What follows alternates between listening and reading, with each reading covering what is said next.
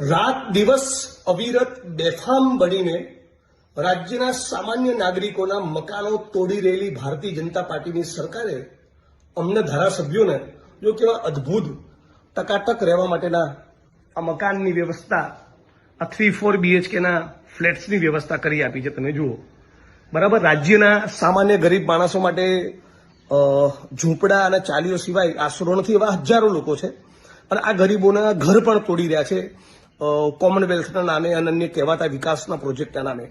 પણ વિડીયો ખાસ એટલા માટે બનાવી રહ્યો છું કે ફરી એકવાર એ વાતનો ટકોરો મારીને કહેવા માંગુ છું કે આ ફ્લેટ્સ, આ વિધાનસભાના તમામ સદસ્યોને આપેલા મકાન એ રાજ્યના નાગરિકોના ટેક્સનો પૈસો છે. એટલે ગાંધીનગર તમે કોઈ પણ પ્રશ્નની રજૂઆત કરવા માટે સચિવાલય આવો અને તમારે ક્યારેક પણ રોકાવાનો પ્રશ્ન હોય તો સીધો કોઈ પણ ચિંતા કર્યા વગર તમારું એક આઈડેન્ટિટી કાર્ડ લઈને સીધા મારા MLA ક્વાર્ટર પર આવી જવું. એના દરવાજા કાયમ તમારા માટે ખુલ્લા છે. રાત્રે 12 વાગે પણ તમે આવશો તો અહીંયા તમને રહેવાની વ્યવસ્થા મળશે અને તમારું આઈડેન્ટિટી કાર્ડ લઈને આવવું અને મહેરબાની કરીને કોઈ વ્યસન નહીં કરવું. બાકી આ મારો ફ્લેટ નથી, આ મારું ક્વાર્ટર નથી, આ ગુજરાતના નાગરિકોનું ક્વાર્ટર છે. તમારા ટેક્સના પૈસેથી મારો પગાર થાય છે.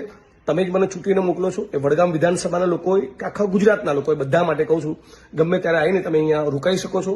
તમારા કોઈ પણ પ્રશ્નોની રજૂઆત માટે ગાંધીનગર આવ્યા હોય અને રોકાવાનો પ્રશ્ન હોય તો quarter number 401 block A Gandhinagar તમારું સ્વાગત રહેશે.